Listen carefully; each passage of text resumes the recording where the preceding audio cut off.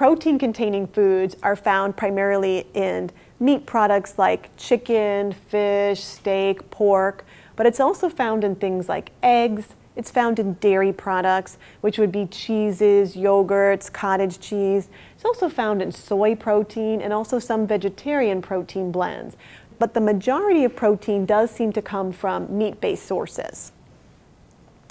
The reason protein is so important is that the body will break down the only place we have protein in our body if we don't take in what we need each day. The body has an absolute requirement every single day for what's called essential amino acids. These are the building blocks of protein, and the body cannot make them. They have to be taken in from the diet. So if you go ahead and you don't have enough protein in your diet because you're actually cutting down on calories or you're just not eating well or that, your body will actually take protein out of your own muscle tissue. We have no storage ability for protein, and all day and all night long our body actually assembles and disassembles these amino acids. So after you sleep all night for 8 to 10 hours, you haven't been eating all night, you've been sleeping. The body has had needs for certain amino acids and the body has been breaking them down and reassembling them. If you don't refresh those amino acids at breakfast, at lunch, and at dinner, you will continue to break down this protein and you're in what we call negative nitrogen balance. Now, the body will replace that when we have adequate protein in our diet, but the body can't store it up. The way the typical American diet works is most people don't have protein at breakfast. They tend to have cereal and fruit. At lunch, especially when someone's dieting, they have a salad. Maybe they'll have a little bit of protein, but not often. They may have a roll or something like that. Again, not protein. And then they may have 4 or 6 or 8 ounces at dinner time, maybe a large amount of protein. But the body can't store up the protein it had at dinner to replace those amino acids that are needed at breakfast time.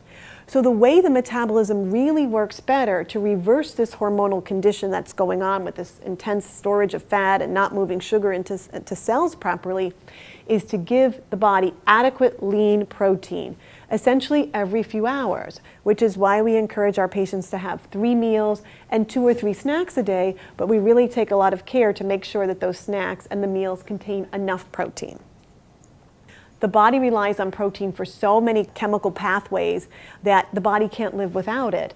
And in fact, when somebody is sick and they get malnourished, they break down muscle tissue.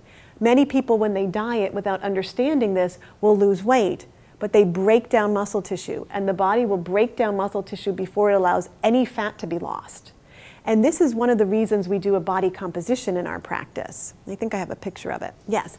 What it does is it really provides an accurate determination of weight loss to see if somebody is losing weight from fat, which is where we want it to come from, or if they're losing it from water, or if they're losing it from muscle mass. And that really allows us to know that, yes, you haven't had adequate protein. We really need to boost that up. And sometimes people will come to see us and they'll kind of understand what we're doing, but not completely. And they will diet the way they've always dieted, which is really restricting and really cutting down calories, even though we have told them, you're not eating enough of the right things. You're protein deficient. You need more protein throughout the day. But it makes them nervous and scared because they've never been able to lose weight if they've eaten that much food. So they restrict for a while. They get on the body composition machine and show that they're not losing any weight, and they'll finally say, okay, fine.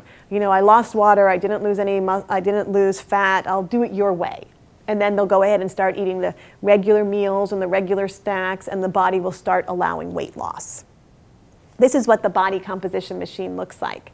You actually stand on it with 1 foot on one and 1 on the other, and it sends an imperceivable electric current from 1 foot to the other, and we give it some information such as your height and your age and your sex, and it extrapolates what the body composition is in terms of how many pounds of fat and how many pounds of lean tissue and how many pounds of water, so we can really see from visit to visit if the person is really mobilizing fat. Because again, it's fat where all the harmful cytokines and adipokines and things that affect us adversely are. We want to mobilize fat. We don't want to lose lean tissue.